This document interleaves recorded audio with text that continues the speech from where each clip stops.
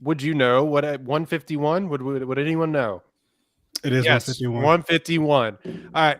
Welcome to the One Take Podcast, episode 151. Thank you so much for tuning in. If you're watching us live, no one is right now. Eventually, somebody's going to watch this on our YouTube channel because inevitably we get one or two weirdos that are on there watching it. I think it's me. I think I'm the one actually just giving us our views. Anyway, this week, we got a dual episode for you, kind of a weird twofer here, a weird pairing, if you will. You wouldn't pair this one at a winery or a vineyard, I would say.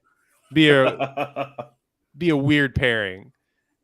But we're Past pairing them because lives. we know ball. But we're pairing Yeah. them because we know ball, Yeah. and y'all might think that this is going to be a weird combination, but you're going to see the blend that we're able to make today. You'll see why we're able to blend them. I might divide this up into two episodes because it's so weird. Past lives and the bear. One, not a movie. I know we mostly do movies, but occasionally there comes along a television show like we talked about with Beef that you just got to talk about it. Yeah, sometimes I watch TV and then we talk about it. Yeah, but you know what? Sure. That's what it is.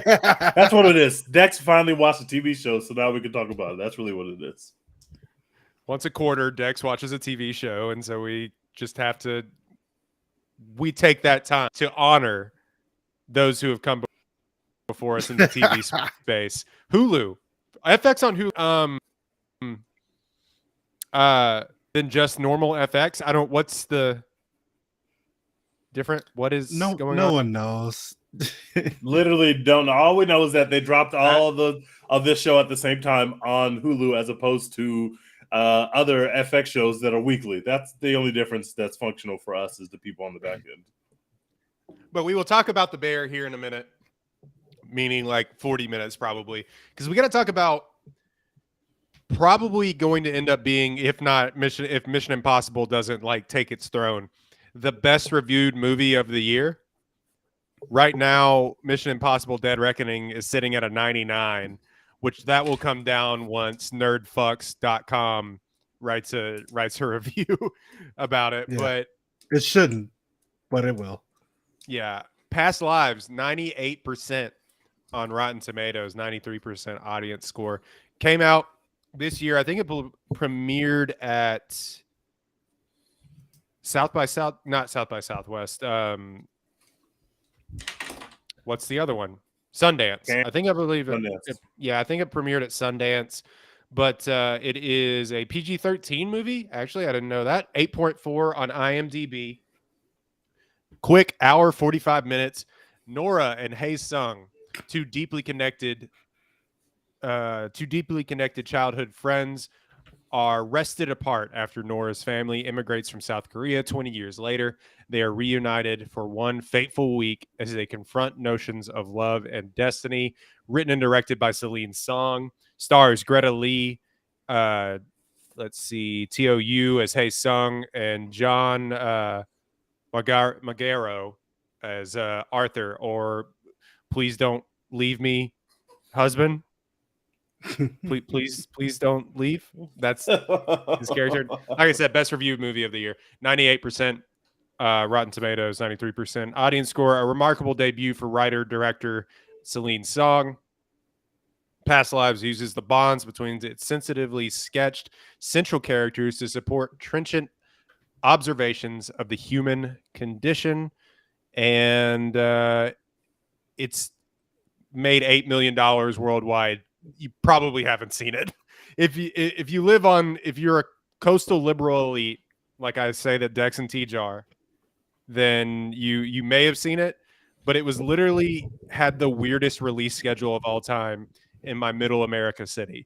It was 5 showings on Tuesday afternoon, 8 showings on Wednesday, 1 showing on Thursday, and then it was gone. Damn. In the middle of the week, they're just like, it's here. You better see it. Bye.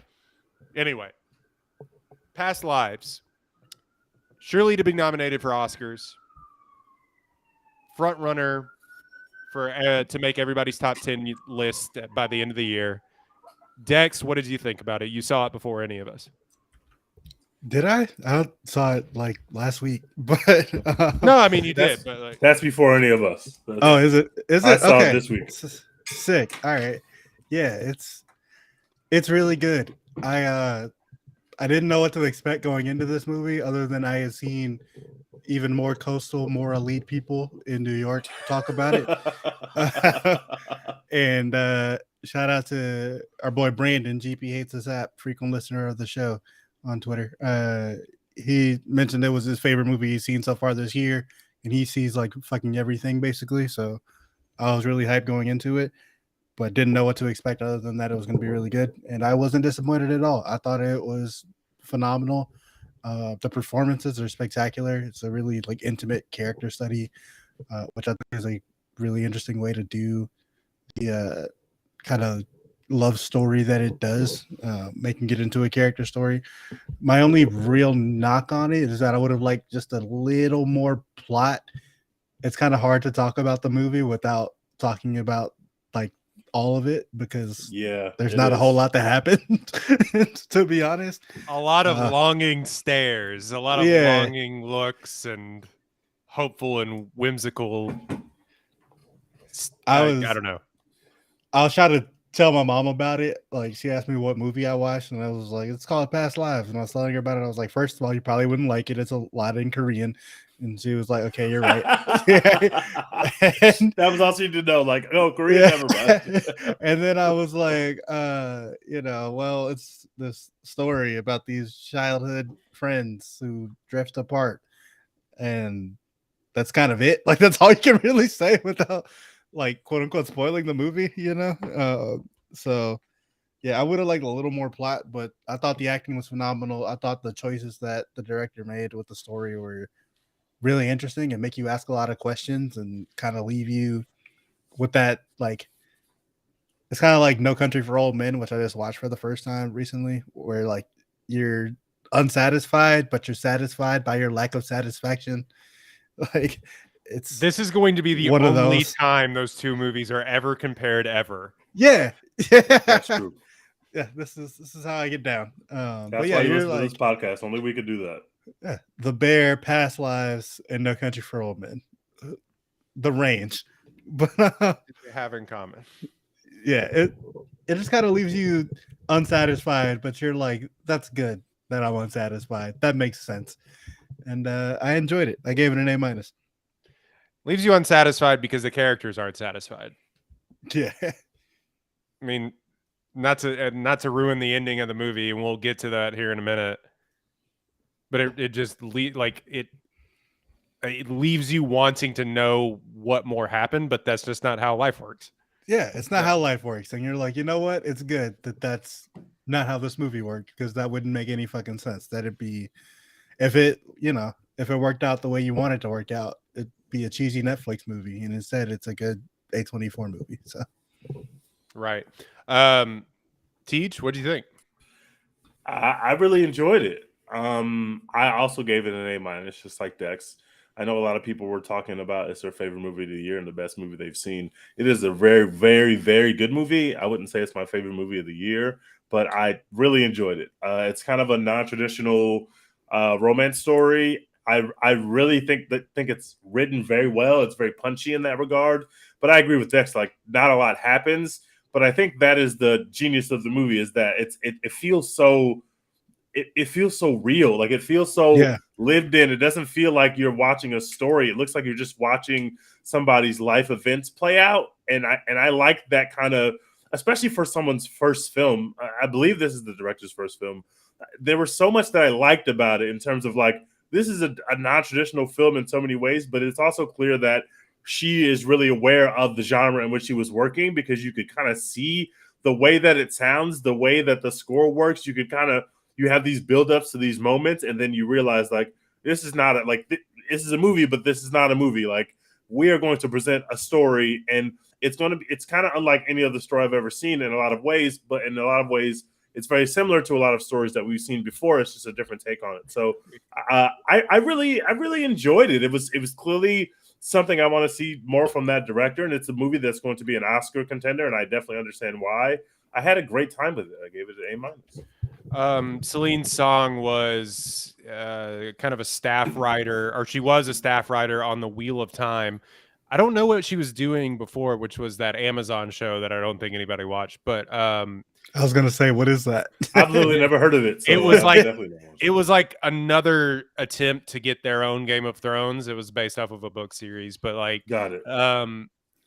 yeah, this is her directorial and feature film written debut as well. But That's so impressive, man. Yeah, That's it's so impressive. semi autobiographical too. It based on- is? yes. Boy, I know her husband's sick. I was just about to say, is she married? Because holy shit.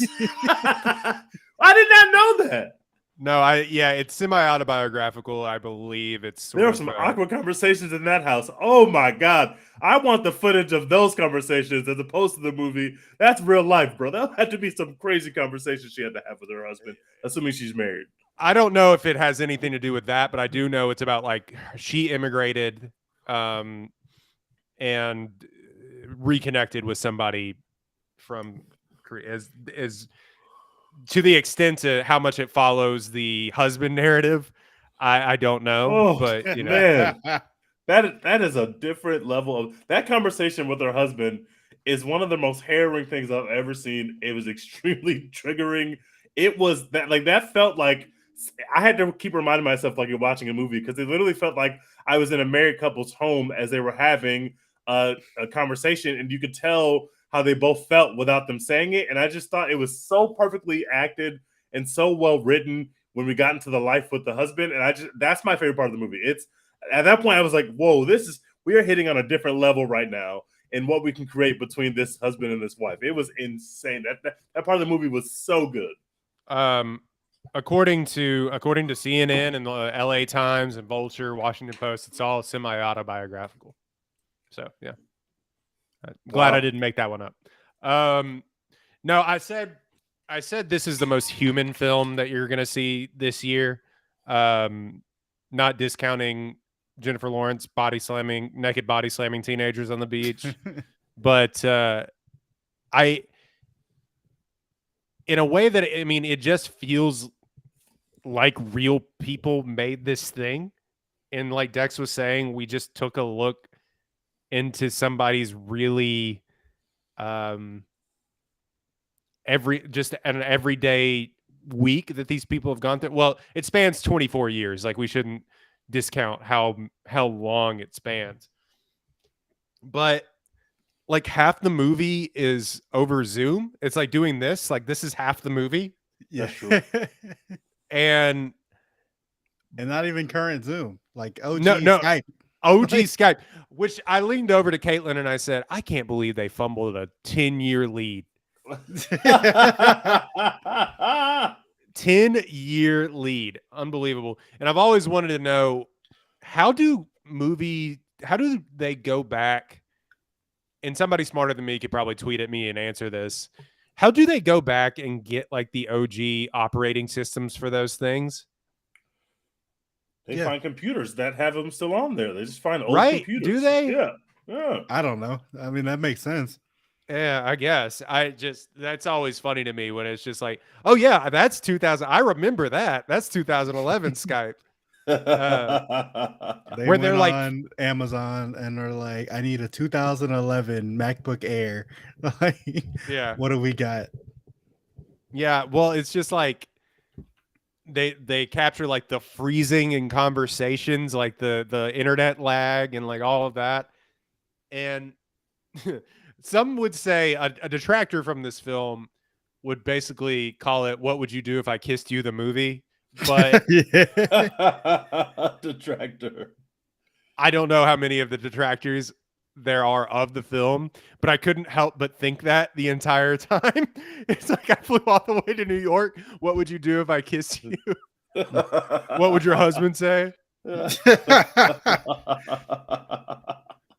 And That's really good. yeah, It's the I nervous game as a movie. yeah. Oh, Are you nervous? Are you Uh, nervous?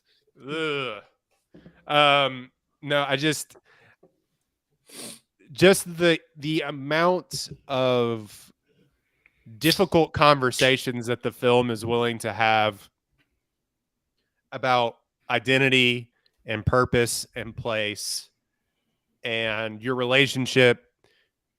I think a lot of it has to do with a person's relationship to their home and what that means and where that is and how you identify as that. And it is me, a 30-year-old white guy from Texas, trying to relate to the immigrant story.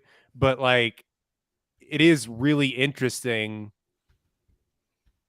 to see that play out on screen. And we've had films that have tried to do this over the past few years, and they've really taken a look at that.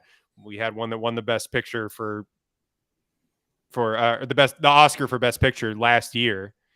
And I just think that trying to answer these questions while also basing it around this will they, won't they love story, and I just found myself engrossed in it. I just found myself like on the edge of my seat with some of these conversations that we have, or recoiling at some of the very, like I keep saying this word, very human moments, like when they're laying in the bed and talking to each other about like, do you love him and stuff like that. It's like, oh my God. Like, it's just like, oh brother. And it makes your heart hurt. Like all of this stuff makes your heart hurt. That scene in the bar is so harrowing, bro. That shit is so awkward, and it just feels human is the best way to describe it. It's just like, wow, I can understand how all three of them feel, and this is just a weird dynamic across the board, and it's a train wreck, but I can't look away from it. I cannot look away from it. Right. And we'll get into like quote unquote spoilers here in a minute, but like there's a moment in the bar that they're trying to delay time until Hae-sung goes back to Korea because he comes to New York to visit Nora. No, and he came from New York just for vacation, brother. Only vacation only. Just want to get away. Yeah, right. 2 days in New York, 13-hour flight, as many people do. He did so much fun stuff when he wasn't with her, like sitting in his hotel room and waiting for time to meet with her. Eating oatmeal at all right. Yeah, very normal behavior, which we don't talk about enough, or I don't know if we'll talk about enough. Very normal and interesting behavior to just fly 13 hours to go meet with a married woman who hasn't actually spoken to you in a while. Would. Okay. You got to shoot that shot, brother. If you don't go, you'll never know. Again, what would you do if I kissed you right now? Movie. That's the movie. So there's a moment where they're trying to kill time, which you can do in New York, by the way. Bars are open till like 4 a.m. And they're just speaking in Korean to each other with her very white American husband who speaks like 3 words in Korean next to them, and just having this conversation. And it's decimated. It is unreal. Dude, I cannot possibly imagine. Especially like even just living my day-to-day life. You know, I live in Houston, Texas. People speak a lot of languages here. Sometimes, you know, you'll hear people talking in another language, and it's like they're probably not talking about you, but they might be. Like, this is like they're talking about you. They're dude. for sure talking about you. They're brother. 1000% talking about you. Ain't nothing else to talk about but you. But you and us and this whole thing. This man is trying to steal your wife in front of your face, and you can't do anything about it. You just gotta hope and pray. Which, yeah, I called him the "please don't leave." Many people have said what a cuck, but like also. I don't know. He plays it so well. I'm butchering his last name. John Magaro is just an awesome actor. He's never bad in anything that he's in. You may know him if you've seen The Big Short. He's one of the the two younger stockbrokers that hit it big. Charlie Geller, I believe, is that. But yeah, he's always good in everything that he shows up in. And I think he plays a really heartbreaking character here, because it's like, what I mean, genuinely, like, what are you going to do? Like, first of all, don't show up. Actually, like, don't go to the bar. Yeah, don't come. Yeah, That's I weird. would. You know what? Wouldn't do it. Just like, but I this movie is prime for Twitter discourse. If anyone ever saw it, fellas, would you let your after all the Jonah Hill, Keke Palmer shit that we've seen Oh this year? man. Oh Yeah. my god. Especially Fellas. with Jonah Hill of it all. He kind of wears his insecurity like in the performance. You could feel his insecurity, but also like he knows the quote unquote right thing to do in this case, and so he's doing the quote unquote right thing, and it just makes the whole thing so harrowing to watch, because he's in a very shitty position, and he doesn't really have a good option here, and the way that it plays out is just so fascinating to watch, and it's just three people having a conversation. Well, really, two people having a conversation, but one very awkward person just kind of listening to sounds that he has no idea what they mean and trying to read body language. Like it was real cinema. It was incredible. And for him, it's tough because, like, usually if you have to ask the question, then you know the answer. But also, like, he has to ask the question. Like, you can't not ask the question. He's in a really shitty spot.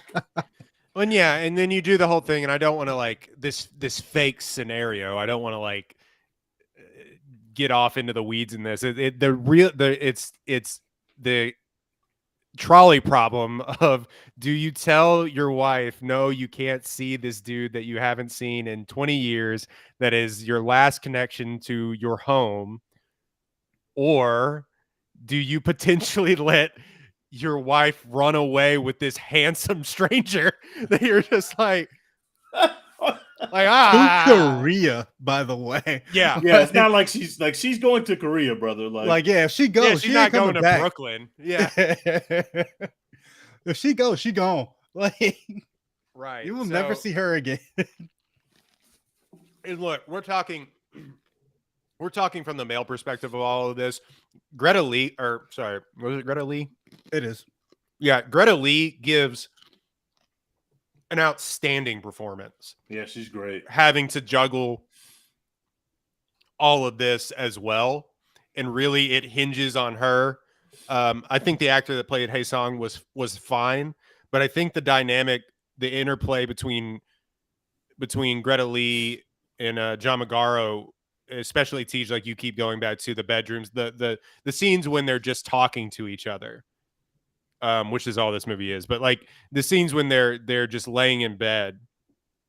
If you've been married, or you've had a long-term partner, you can imagine having those late night conversations that kind of like you probably shouldn't be having right before you go to sleep. But anybody that's been in a long-term committed relationship is like, oh, okay, what would you do if I, like, and he's asking those questions. But it's really interesting. It captures that experience very well.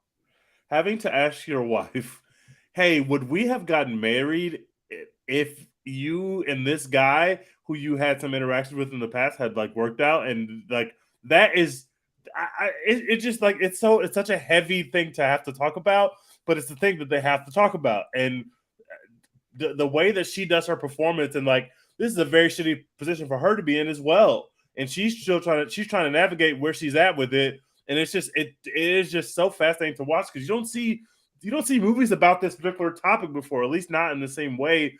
And they're presenting this, the scenes with her and the other Korean guy are super romantic, but not in a traditional way, not in the way that you usually see where there's a meet cute. It's not like that in this movie. It's like there's a lot of romance, but on a different level of it. And I just thought it was so fascinating to explore that. And obviously the theme of the movie is, they say in the maybe this is a spoiler, so maybe I won't go into it. But the name itself of the film has a lot to do with what the film is about. Which, newsflash, that's kind of usually what happens. But I think that the themes that they're exploring with that particular relationship are just so interesting to see on screen. I had never really seen anything like that before. I don't think it's a spoiler. There's a moment where she is describing what it was called Inyan.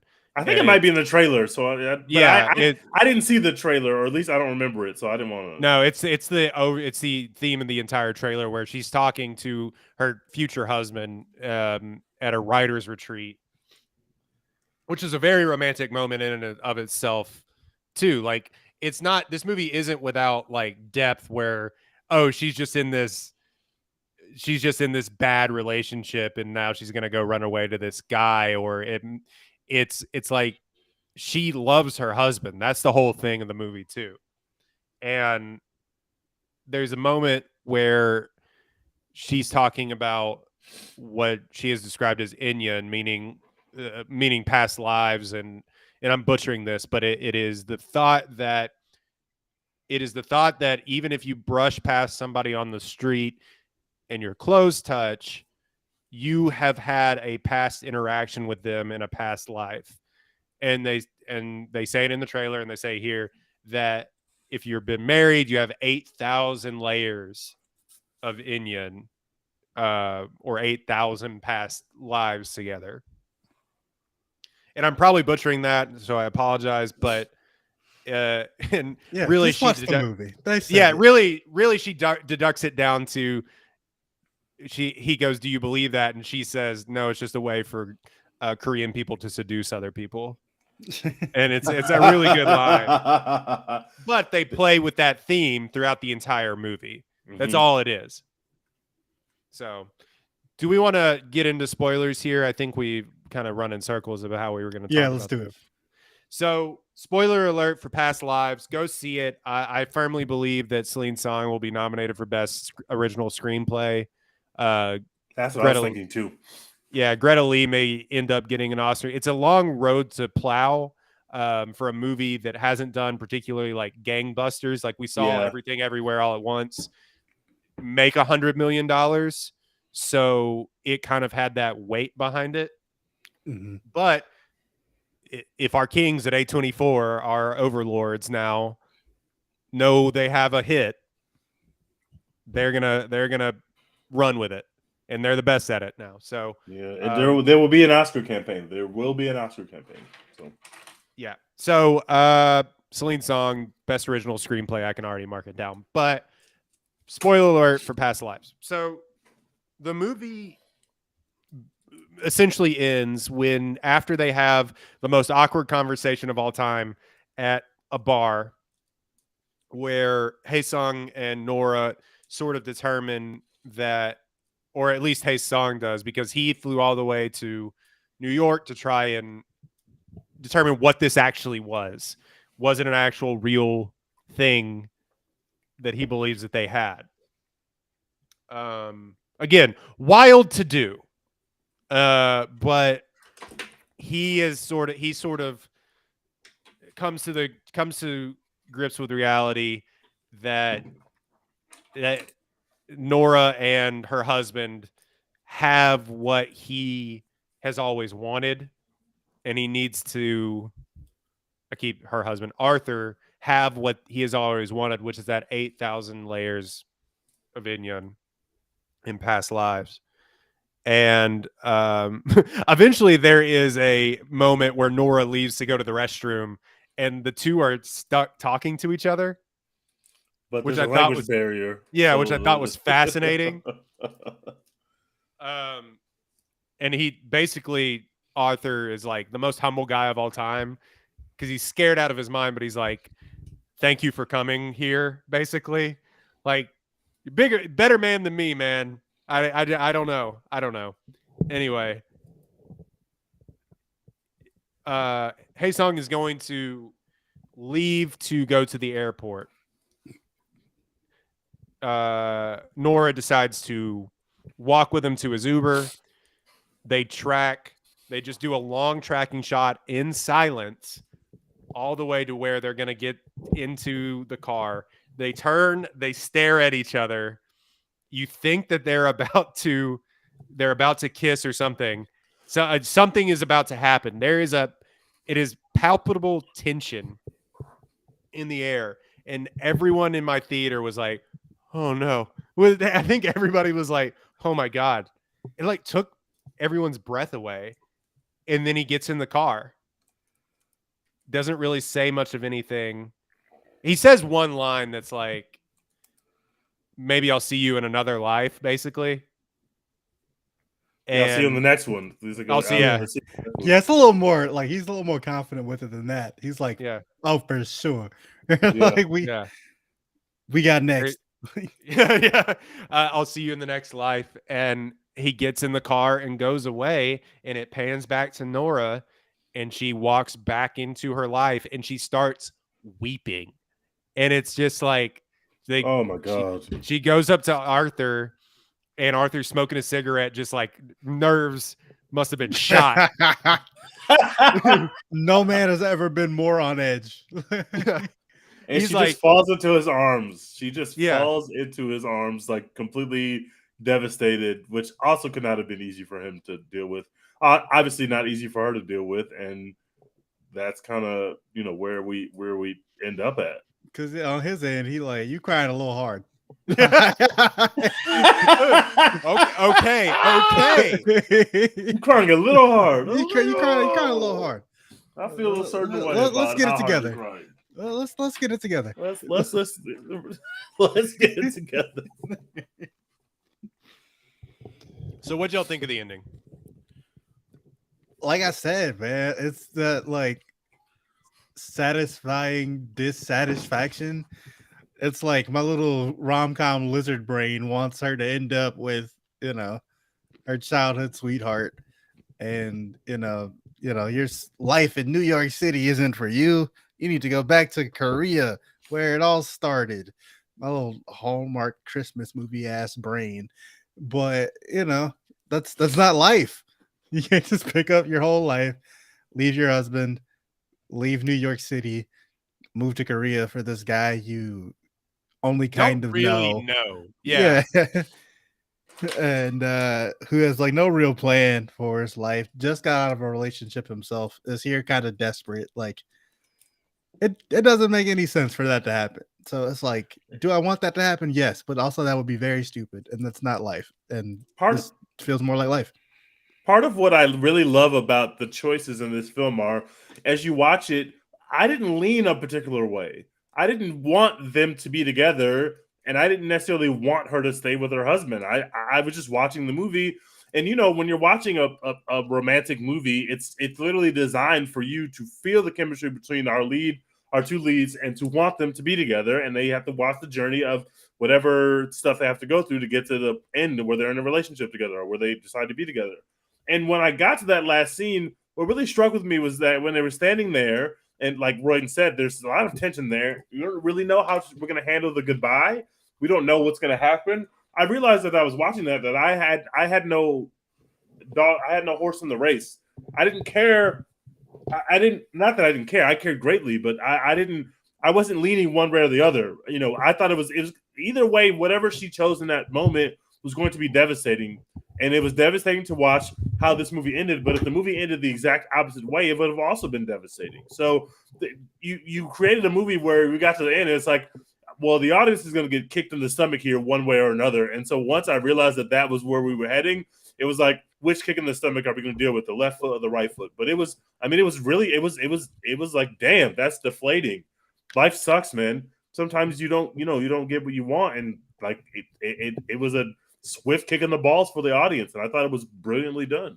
Well, you made a good point in meaning like you don't know which way to lean, because it's like rarely do we have a third party in these movies that we can also root for. Yeah. You know what Usually I mean? Like third party is obviously an asshole. Right. Yeah. Yeah. Arthur is not a bad guy. He's just living his life. And like, he handled this about as well as I could have. Like the most emotionally stable person. Yeah. It's not like he's abusive or like he's a dick or anything like that. It's just a guy like who loves his wife. Yeah. big wife guy. So it's just like, Big wife guy.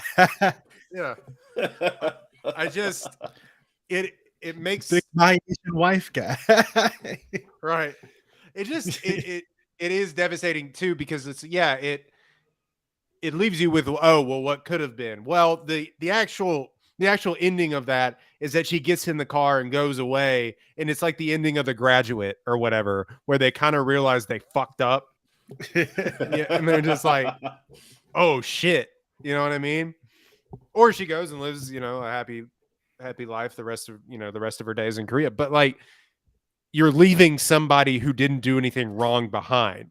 So then that makes your character the bad guy as well. Your main character the bad guy as well. This, I think, doesn't make anyone the bad guy, or it just make her crying again makes this more human. Yeah, way more human. Great choice. They Yeah. made the right choice in the end, I think. Because I think so. like you said, I wouldn't have felt like she did anything like terrible or whatever if she did get in the car. It's that's how rom-coms have worked for forever. This is not a comedy at all. This it's not a rom-com. no, Very much but not. This movie is not funny in the slightest. But that's just how romantic movies work all the time. Is the childhood sweethearts end up together, whatever. But yeah, I feel like they made the right call with this one. This feels way more realistic, more human, and it's more interesting, more thought-provoking. Right. You leave this movie like, if you go and see it with another person, having conversations. Yeah, definitely. How could you not? It's Yeah, I said to Tej before we started, I went and saw this with my wife, and I was and then you debate, was this a good movie to see with your spouse?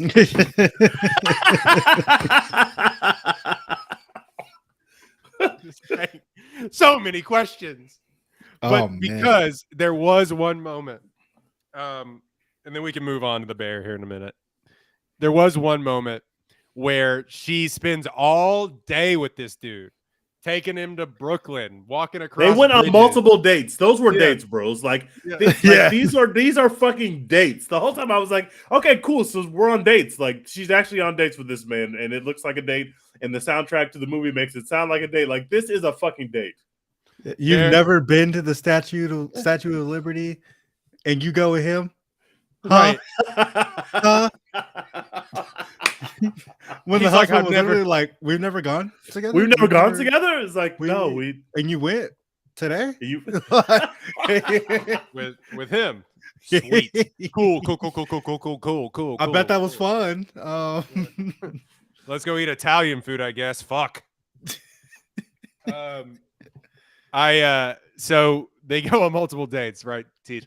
And then after seeing her first love after 20 years in person for the first time, handsome as hell, by the way, very handsome man. She just comes back to their small New York apartment, and my guy is just playing PlayStation, and it's just like no more accurate scene has ever been depicted in cinema. And my wife just turned to me and stared at me and just said, "That's you." And I said, "Whoa." Whoa. Anyway, Caitlin, if you were about to leave me for a Korean man, I would show much more concern. Yeah, exactly. My guy was just living his life. He didn't know that she just had the most romantic day of her life. My dude's just trying to get his KD up, and all of a sudden his wife walks in like, maybe I have some things to rethink. Like, yeah, my guy put in a great 8 hours of work at the accounting firm that day. yeah. I mean, Here he's a you writer. are. He knocked out like 15 pages. That's probably hard to do. Come on. You out here come- living an episode of The Bachelorette. Like, But it was just so funny. No, I mean, art imitates life, guys. That's all I got to say about that because it was Playing just Call like, of Duty while your wife is on a date all day is insanity, bro. Yes. That's literally insanity, bro. oh, just have those fun conversations of coming home from work. You got to take the headset off for like 2 seconds, brother. 2 seconds. Anyway, that was just a funny moment in that movie. Past Lives. I gave it an A. I think Tej, what'd you give it? An A minus? I gave it an A minus. A minus. Too. A minus. All right. I Yeah. gave it an A. I thought it was brilliant. Go see it. It's going to be back around Oscar time. You're going to be hearing about this film. No one has seen it yet, so we would definitely recommend checking it out, even if you wait for it to stream somewhere. All right. It's pretty damn good. Now, Indiana Jones and the Dial of Destiny. I'm kidding. Oh, God. We haven't seen that. But something that we have seen that I think a lot of people have seen, actually, The Bear, Season 2. Real cinema. Let me look up just the quick synopsis of The Bear. Real A guy cinema. is trying to open a restaurant. Let's see. Okay, so the actual synopsis of the whole show, if you didn't see the first season, a young chef played by Jeremy Allen White from the fine dining world returns to Chicago to run his family's sandwich shop. It's so much more deeper than that. In season 2, they decide to close the sandwich shop and open a fine dining restaurant in the heart of Chicago where the sandwich shop used to be. Stars Jeremy Allen White, Ebon Moss Bacharach, Ayo Idabiri, who is in everything now, apparently. Lionel Boyce, Abby Elliott. And then in season 2, every Hollywood actor ever shows up. I don't know if you know that. it took me so fucking long to like place Will Poulter. I was like, Yeah. that's the guy. That's him. Fuck. Yeah. Fuck. Who is that? You just saw Guardians of the Galaxy like a month and a half ago. I know. I was like, is that one of the Skarsgårds? No, it's not. No, it's who is that? Fuck. Andy's British. Thing that shocks everyone. Written and directed. He directs a lot of episodes, but it's created by Christopher Stower, who what did he do before this? I don't know what he did. I mean, he was a producer on Rami and Eighth Grade and a host of other comedy shows and things like that. But yeah, so he comes from sort of Bo Burnham, Chris Rock sort of stuff that he's done and directed. This is his first big thing that he's done on his own. Created The Bear. Season 2 open to rave reviews. Every episode basically on the IMDb for season 2 has like an 8.5. Yeah, they're all in the 8s and 9s. I don't know what the reviews for it are. Sorry, I should have had this pulled up, but let's see. It's been pretty much critically acclaimed across the board. Everybody, and not just critics, but also the audience. I haven't heard anybody say very many bad things about this season. Oh. People have really enjoyed it. Has 100% on Rotten Tomatoes. Damn. Well, that sounds about right. So anyway, The Bear season 2. It's hard to talk about TV shows in their totality. Just Tej, you wanted to really do this. So first of all, we're going to have to do Go this ahead. with spoilers. So if y'all have not seen The Bear season 2 or The Bear season 1, pause this and come back to it after you watch 2 incredible seasons of TV. Okay. Wow. This is phenomenal. So obviously the first season of the show is really insulated within the restaurant, and we learned a lot about Carmi. We learned a little bit about Sydney. We learned a little bit about Marcus. We learned a little bit about Tina, but it's mostly about Carmi. It's about Richie, and it's about Michael, right? So the second season, they're faced with the tall task of now opening up the universe. Now, why are we having a second season? How do you justify a second season? Well, you got to open up the universe to get a bit and let us know more about Marcus. Let us know more about Sid. Let us know more about Richie, who we have the whole Richie episode, which I think is the best episode of the It's season. the best Richie episode. It's the But- best. Obviously, episode 6 has been getting a lot of praise as well because it's a flashback episode. We're having Christmas dinner with Carmi's family. Carmi's mom is excellently portrayed by Jamie Lee Curtis.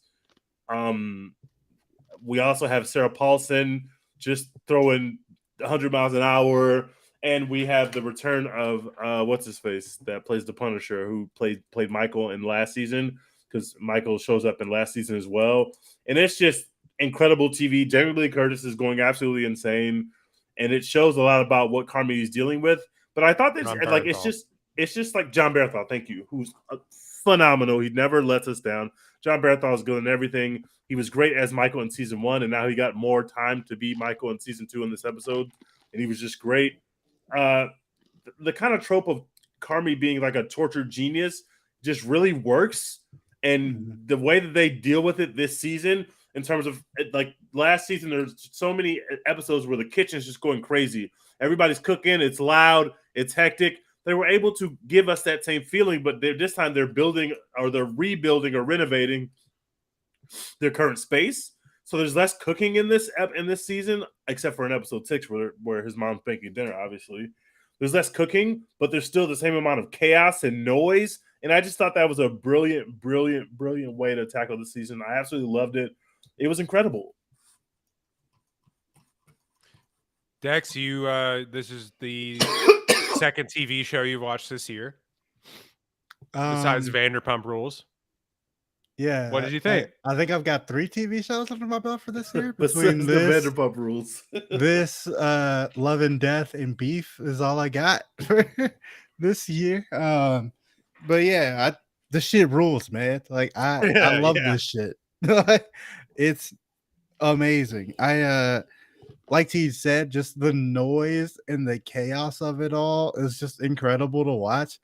And like, you know, once you know to look for it, you can kind of pick up on what they're doing. It's like, oh, there's an alarm that won't stop going off, and that makes like the scene just feel so fucking chaotic. Or it's like there's hammering noises in the background because they're a construction site. It's like, are they getting faster or am I tripping? Like, am I having an anxiety attack right now, or is that just the noise? I don't fucking know. Like, it just works. And it, like, these characters are so good and so fun to watch together. You can put any combination of characters together on screen for a scene, and it's going to be good. Like, you know, it can be Tina and Sydney. It can be Sydney and Carmi. It can be Carmi and his sister, Sugar. It can be Carmi and Richie. It can be Richie and Tina. It can be Richie and Marcus. It doesn't matter. It's going to be fucking incredible because the characters are just so well written and so well acted. And I thought there's always a problem when shows that are usually intended to be limited series try and become, you know, kind of longer running shows or whatever. Like Big Little Lies had that problem where it's like they made it as a limited series and then it was so popular they decided to run it back, and they kind of had nothing to do for the second season. They're like, fuck it, we'll throw Meryl Streep in here, that'll like give us something. Like, you know? Well, yeah, that they were going from having source material to then having to make no it up source material. Yeah. This is all from this creator's head, and I assume a writer's room too. But yeah, it's and they figured out a good way to make a second season where, you know, you have this from the jump. You come out with this overarching task that we need to complete, and there's going to be a bunch of little shit that it like takes to get there, and we can flesh out all of the little shit that it takes to get there and make it all really interesting. So, you know, first of all, you got to rebuild the building. Well, that's fucking chaotic as fuck and stresses people out, and it's going to make people do stupid shit. You got to train the cooks to do some different cooking. So that gives Tina an opportunity. That gives Ebro an opportunity. Like, is that his name? I don't remember. But like, you know, you just have all these little opportunities. Sydney has to, you know, kind of step up and become more of a leader and, you know, prove to her dad that she's making the right decision. And just open up all these like different lanes for characters to have their moments, and it just works so fucking well. I love this season. Obviously, everyone talks about the Christmas episode because it's an hour long and it's fantastic. It has every star in Hollywood in it. The Richie episode where he's in the fancy ass restaurant is also incredible. And Olivia Colman, the queen And of Olivia cinema, Colman shows up, which is fucking. I know she's doing a lot of stuff to get checks right now, and I don't care. Keep doing it. I want to. She hasn't missed yet. She never misses. She's great. Hasn't missed yet. One thing about Academy Award winning actress Olivia Colman, she will show up in your shit. She will show up in your shit. She is Matt Damon out here. She is there. She will show up in your shit. I only got to be all set for one day. Say less. I'm there. And she's just queen. delightful, and like she does this a lot where she'll play like weird characters a lot of the time, but like or sort of unhinged, like nice but unhinged characters. But a lot of the times, if you watch Broadchurch, she does this too for the entire. It's like she's just so kind to be around sometimes, and it seems like she's that way in real life, where she's just like the nicest person ever. She just seems like a really nice British lady, like just all the time, and I love that. And also, she's British, so she sounds smart. Like it just works.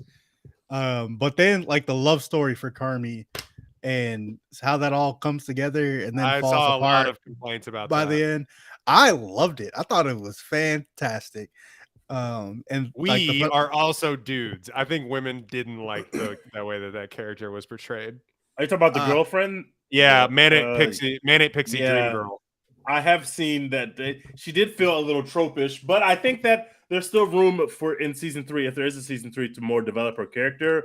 But I agree that she was a little flat, and the way that it worked out was a little flat. And obviously, I think Dex said maybe before we started recording, like it was very predictable. This is how we're going to tie together Past Lives and The Bear. It was extremely predictable that Carmy was going to fuck this up.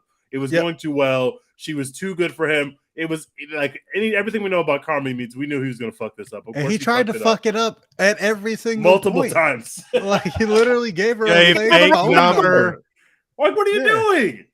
Like, of course he was gonna fuck it up, and I felt like the way he fucked it up was just so Carmy. Like it just made sense that you got to this moment finally.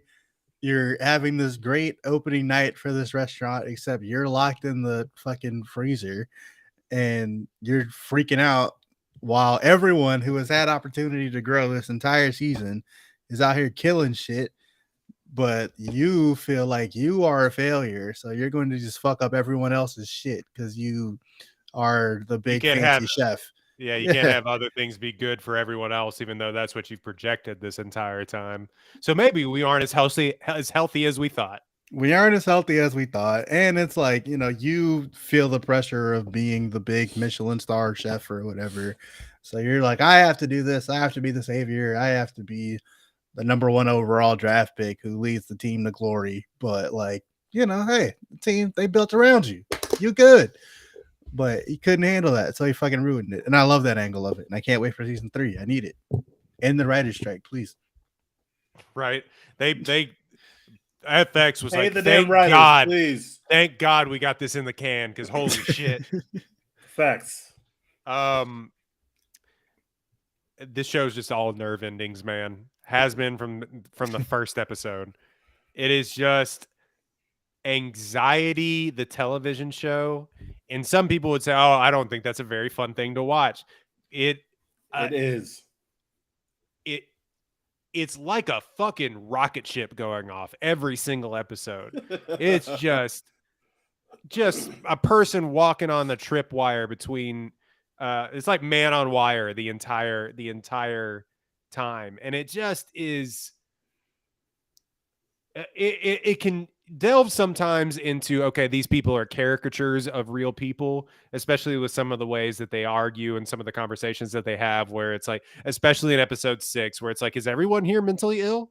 But it is just one of those shows that I kind of can't wrap my mind around how they made it, because all the conversations feel like they've been having them for 20 years. It is the conversational nature of the dialogue and everything stacked on top of each other is unbelievable. not to mention that everyone is 110% committed, and the show looks great too. On top of everything else, the camera work is awesome. All the cooking, Watching you said people they did, cook yeah. is so cinematic. It is so Yeah. beautiful to watch people cook, and they know that, and they're just getting shots off. They're just like, here, we're cooking some delicious shit, and it's colorful, and it's gonna look fucking great. She's gonna make a regular omelet, and it's gonna look like the greatest shit of all time. Like they are cooking with grease. They know the show they're making. This is a perfect season of television. They are going crazy. They somehow made a better season than the first season, and the first season is fucking phenomenal. That they are at the top of their game right now. They took on the cooking thing. They will have Sydney sit there for 2 minutes making the most beautiful food you've ever seen, and then she'll taste it and be like, "This is shit." trash. You're like, Ugh, too much salt, and I would be like, "No, don't throw that away. What are you doing?" that looks amazing. Let me have some. It's just a world that we think that we are up to date on with Hell's Kitchen and all the Gordon Ramsay shit and like just everything that we have consumed and the celebrity chef culture that we have consumed over the past, I don't know, decade and a half. And it takes that and makes you would rather play Russian roulette. Like it just is so anxiety driven that it takes everything that you would think about the celebrity chef culture and it turns it up to 11. A lot of chefs that I've heard or seen like react to the show say a lot of that is really accurate as well too. They love it. They're like, holy chaos, shit, somebody finally captured the chaos of what it's like, and we do this every day. Every day is Oh this my stressful. God. Like, yeah, and so there's a certain psychosis that goes along with wanting that amount of perfection, and I think that they kind of capture that with Carmi's character. But also in this season, they go a little bit deeper with like the burden of choice for him and what that means of being, like you said, being the number one draft pick, Dex. And like having to like run, it's like he's a player manager, like he's having to try and run the team too. But like they also do a really bold decision, and we can't overstate this, of just not having him in some of the episodes. Yeah, true. He's just not there. Like, I mean, he's in the background, like I forget what all the names of all the characters are. Richie will like have a conversation with him, but the entire episode's about Richie, or the entire episode's about Marcus. Mm-hmm. Yeah. It's just like, I never went into this thinking I was going to get an entire episode where Marcus learns how to make pastries, but I was like, fuck yeah. Can I see like 2 hours of that? Please. Yeah, dude. Fucking Marcus goes to Copenhagen and learns how to make pastries from Will Poulter. Like, what? Yeah. When he showed up, I was like, what the fuck is happening? I was like, why is he here? Why do we have an Avenger or a Guardian of the Galaxy? Why is Guardian of the Galaxy?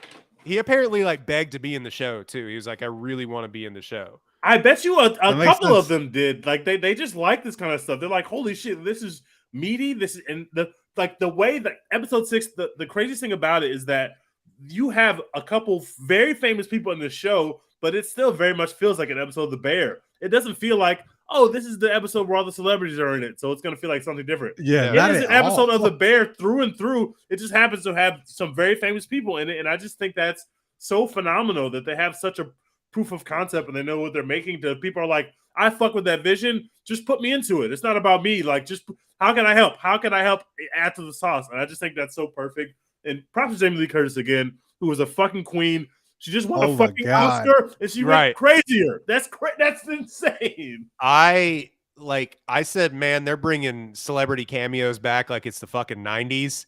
Like, this would happen all the time in like Cheers or I was gonna say, yeah, Frasier. Yeah, whatever. People will just show up, do 30 minutes, and then leave in a sitcom. But it's like you have fucking Better Call Saul, Bob Odenkirk, like one of the best TV actors of the last decade, showing up and starting fights. John Bernthal, who has been in every sort of prestige drama over the last like 10 years, is in here. Jamie Lee Curtis just won an Oscar. And then like, oh, and not to mention, I'm forgetting Sarah Paulson, who has like 18 Emmys, has 5 lines. Greatness. She just wanted to be in it. Unbelievable. Couldn't handle any more Sarah Paulson than that, personally. What is it with you against Sarah? I know that Sarah Paulson is a weirdo because she's dating a 98-year-old woman. Creeps me out. Like just as like the dating the oldest woman I've ever seen. Like something about her face. Also, always being in like American Horror Story and shit like that. She just creeps me out. Like just in general. Everybody loves her apparently, but yeah, I know like everyone does, yeah. And she just always looks like off to me, like she doesn't belong in whatever she's doing. Also, John Mulaney just getting to deliver like a 5-minute monologue. Oh yeah. Yeah, I've never seen him do anything like this before. So I was like, oh, I was unfamiliar with your game. Yeah. No, but all that to say that episode is a wreck, man. It's like watching, and it happens in the show. It's like watching a literal car crash, and you see it in slow motion.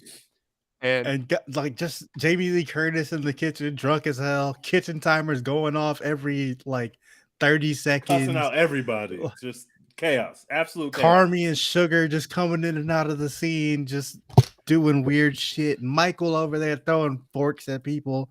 Just chaos, man. And I couldn't stop looking at the way they're able to film and portray kind of the hectic crosstalk where there's 9 different conversations happening, but the viewer can follow every little thread. There's people in the background saying crazy shit related to what they're cooking or what they're building, and you could still get all of that. It's like that stuff is not easy to do. It could sound like a big jumbled mess if it's in hands of people that are not this targeted and this familiar with what they're making, but it works so well. And the show really thrives in those moments of chaos where there's 9 things happening and it's like you're going to miss something. The final scene where they're doing the friends and family in the last episode, they're doing the friends and family soft opening basically, and everything is just so hectic in the kitchen. Carmy is locked in the fucking fridge because of course he is. The big moments here. Carmy fucking threw. I mean, you saw it coming from a mile away too. Yes, like he's going to drop the ball on something. He had the chance to call the refrigerator guy. He didn't because he's too focused on this very 2-dimensional character with pretty eyes. Yeah, it was predictable, but it was just complete chaos. But I just this is some of the best television we're getting, and to get this a couple weeks after we lose Barry, we lose Succession, it's just great for people who watch TV, unlike Dex. So if we can get Dex to join us watching TV, that means you're really making some good shit because Dex doesn't ever come over here and play with us. It really does sort of reiterate the point that I think a lot of actors are seeing right now is that the best writing and the best chance to really like flesh out a character is on TV, and they're allowing you to do more and more on TV. And it's like, why the fuck is Jamie Lee Curtis here? Because she gets to like be a meth addict on screen for like an hour and a half, and it's awesome. Like, where is she doing that? I mean, I guess she was just in the most crazy movie that we've ever seen, and Everything Everywhere All at Once. But like, there's a moment where she looks at Carmy, and they're having the weirdest conversation I've ever had or anyone's ever had, where they're not making sense talking to each other, where he's like, "Are you okay?" She's like, "Are you okay?" And there's a moment where she looks at him and her makeup is all smeared and there's just a close up on her face. And she just looks at him and said, "Do we have a fucking problem here?" That was so good, man. I was like, what is going on? Are they going to fight? Like, she's like, "Do we have a problem?" And it just was the weirdest tension I've ever seen, and of course it's heightened by Odenkirk and Bernthal having a stare down, which was Jeremy Allen White is also just phenomenal. I know he's already won an Emmy for his portrayal of Carmy in the first season, but man, Golden Globe, just amazing. Or Golden Globe, sorry. He's just amazing, man. He's incredible. But I cannot stress enough how much just building the other characters out did a service to this Facts. show.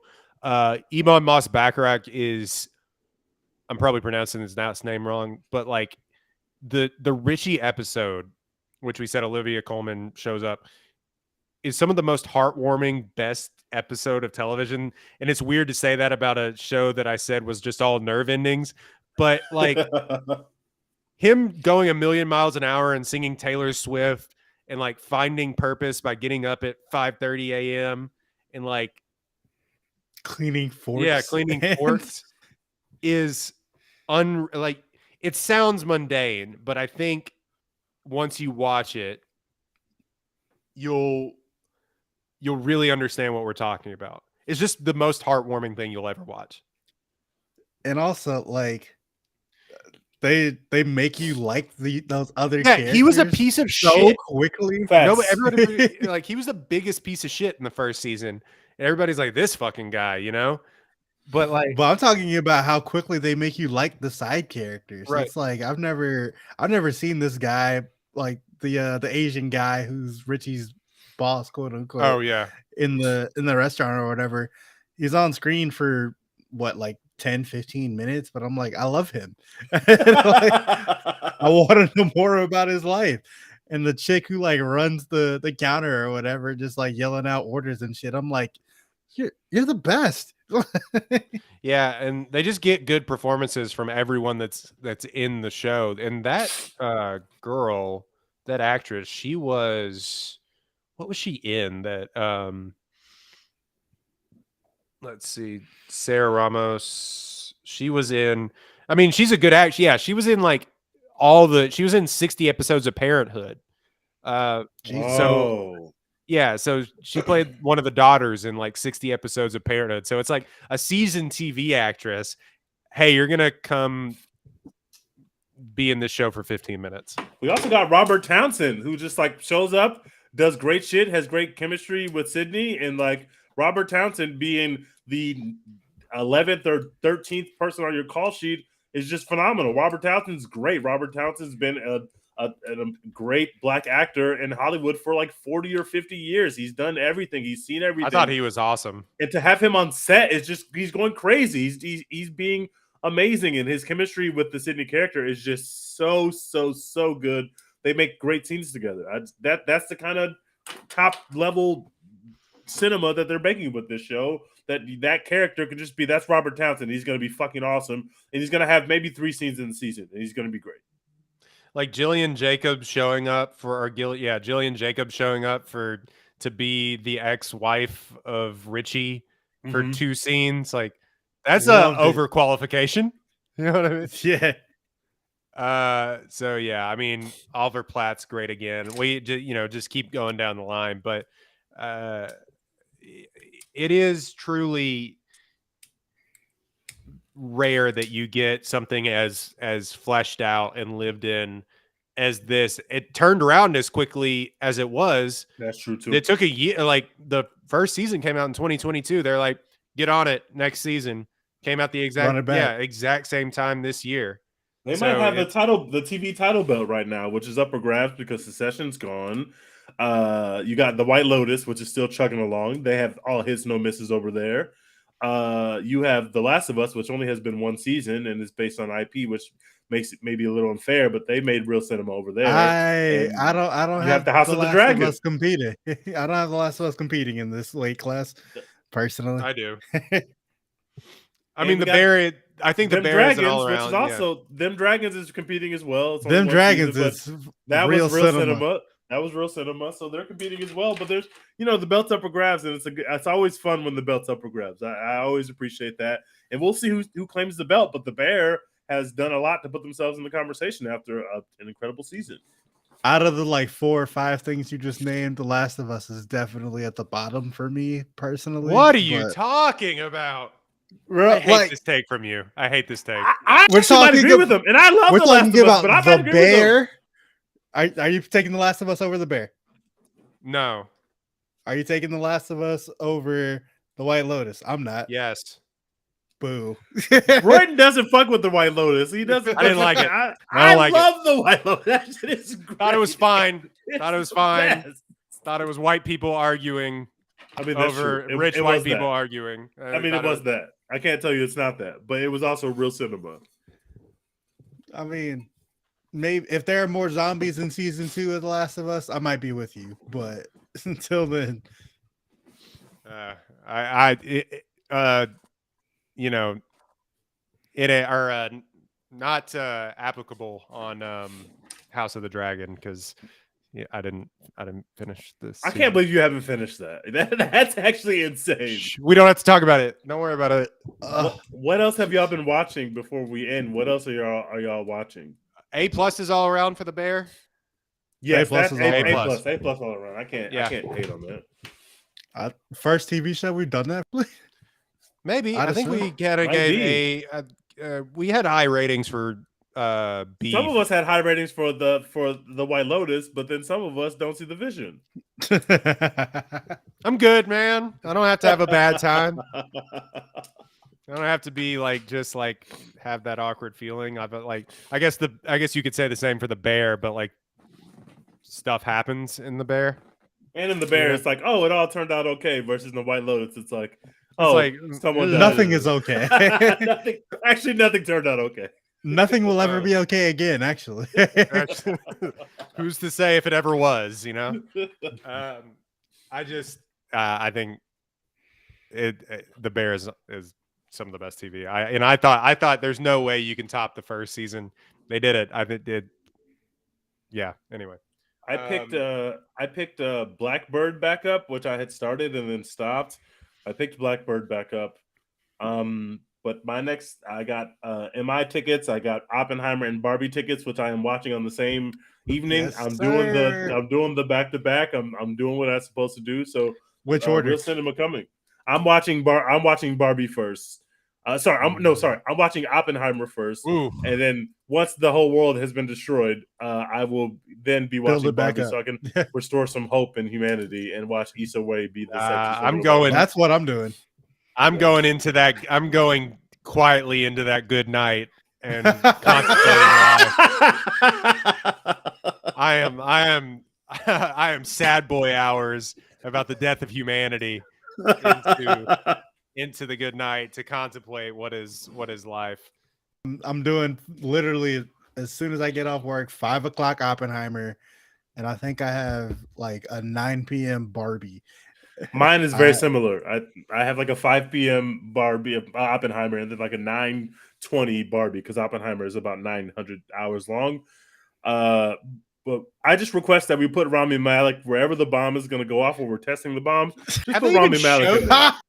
Put him right where the bomb's going off. Please put him over there. That's where he's best served. That's why I would appreciate him the most. Rami Malek. Get him out of here. Have they even dog. showed him in any promotional material? No, but I No, saw 'cause he still of him sucks. this week. That dude stinks. The campaign for Barbie and Oppenheimer couldn't have been more different. It's In every way. unbelievable. It also couldn't be more on brand too. In And- every way. And that's why Barbie is going to make 3 times what Oppenheimer does at the box office. Facts. Yeah, a movie called Barbie is going to make more money than the nuclear explosion Do y'all know what the Manhattan next Project movie. Y'all know what the next Mattel movie is? Mattel's like making movies now. Y'all know what the next movie they're gonna make is? No. Hot Wheels, Oh fuck. which sounds Boo. awful. It's not gonna be real cinema like Barbie. We but- just Oh, did you- this. We didn't just do this. It's been like 20 years, but we just did this with Speed Racer. facts. You can only make Barbie if you have someone that's willing to subvert what you think Barbie is, like Greta Gerwig. Like, You mean not like Amy Schumer, who was supposed to play Barbie? yeah. Oh my god. Oh my God. Thank God that didn't happen. You want to Look, know all the I don't- money they're gonna make? They weren't gonna make a tenth of that money if Amy Schumer was leading the cast of Barbie. I would be so out. No, thank you, bro. No Look, fucking this is- thank you. This can get real nasty on here if we go down this road. It's not But, even because guys- of how she looks. It's not. It has nothing to do with her looks. Is that No, weird? I just don't like her as much as Margot Robbie. Her- which her- is just a very stinks. high bar. Her essence is an interesting way of putting that. Yeah. He stinks. You have Um, Margot Robbie, one of the greatest actresses today, and Amy Schumer, who is not that. So Yeah. the choice is clear. Can y'all tell me what day y'all are seeing Mission Impossible? Because I'm seeing it on Tuesday night. I will be there. Tuesday.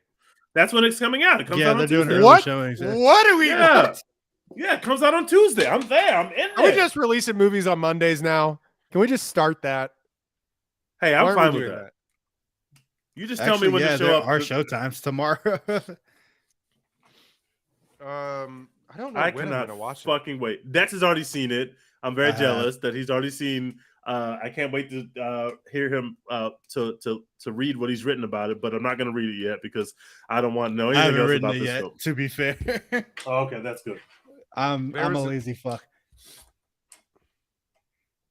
Mission Impossible Walmart see it first. What is that? There was a What? showing today at 3. See, you can go see it too. When are you going to go see it? What day are you going? Probably Tuesday or Wednesday if that's the case. I'm back in there but tomorrow. They're doing a I gotta- showing tomorrow. I got to see Insidious: The Red Door, guys. I also have to see. Do you, Insidious. No, I don't. It got panned. I'm I'm going good. with someone who loves scary movies, and I also love scary movies, but I know it's going to be bad. I've heard horrible things. Apparently, that Joyride movie is really good too, as well. Yeah, that's what I'm heard. hearing I haven't great gotten to things. see it yet, but Our daughter is in it. Stephanie Sue is in it, so Yeah. you know it's going to be good. Right. No, I was saying before the podcast, I watched the Arnold Schwarzenegger documentary. I probably have maybe said that on here before. Thought it was really good, really interesting look at one of the biggest stars of all time and a really complicated figure politically as well as socially. And they really actually go into that and ask him about that stuff. Some of the times when you have the celebrities permission to do a documentary, they really manicure it, and they didn't really manicure this one. good. So it was a really honest look at his life. Aside from the fact that his dad may or may not have been in the German army in the height of World War II. Oh, They yikes! they kind of talk about that, but like, oh, he came back from war, a different person. He moved to Argentina. Look at that. No, I'm kidding. Yeah. No, so it or would it have been World War II? I don't know. Anyway, it may have been World War One. I might have that wrong. So yeah, check that out. It's 3 parts. It's on Netflix. Really, really interesting. Yeah, last thing I watched was No Country for Old Men for the first time, which good. Real cinema. I didn't like get it, but it's good. I didn't like get it. Yeah, I had to watch YouTube videos, people explaining to me the messages behind it, and I was like, "Oh, that makes sense." Welcome to the But, writing of Cormac McCarthy. May he rest in peace. See, but like I love Cormac McCarthy novels. I just hadn't read that one. But shout out to The Road and all the other All the things pretty they made me read in horses. high school. Well, all the pretty horses. Yeah, but anyway, No Country for Old Men. It's good. Confirmed a good movie. 2006 Best Picture winner. No Country for Old Men. Good It's film. That's really funny. Yeah, Arnold Schwarzenegger's father was fought for Nazi Germany. Yikes! Anyway, so yeah, watching a bunch of reruns of ER. That's nice. Also, real Wait, cinema. really? No, yeah, Caitlin and I will just like pop that on. It's on all the seasons are on HBO Max and Hulu, I believe, which is a weird sort of partnership that they have going on right now. Oh, Yeah. cool. So it's really good to pass the time. Anyway, that's all I've been watching. So I think that is a one take pod. Okay, cool. That is a One Take Podcast. You can We find did us at it. One Take Podcast, One Take Podcast on Twitter, or One Take Pod on Twitter, One Take Pod on Instagram, TikTok, the like. You can follow us at Lord Dex Hinton, at Les_Humble Teej, at Roy Nogletree. I'm not on Threads, so like I guess you can find them there. I think Teej is back to just Humble Teej on Threads because it's the same as your Instagram. Yeah. Well, So yeah, I mean, I'm over there. I don't know what to post over there, but I'm there. the Well, Rush this is Hour wild, trilogy is isn't on it? Netflix, so we have to make sure we tell y'all to go watch Rush Hour. We won't be doing a Rush Hour episode, but they are the most racist movies of all time, but they are fucking hilarious. the funnest time you can have while watching a Yeah. racism. Facts. Yeah, racism is never funny except when it is.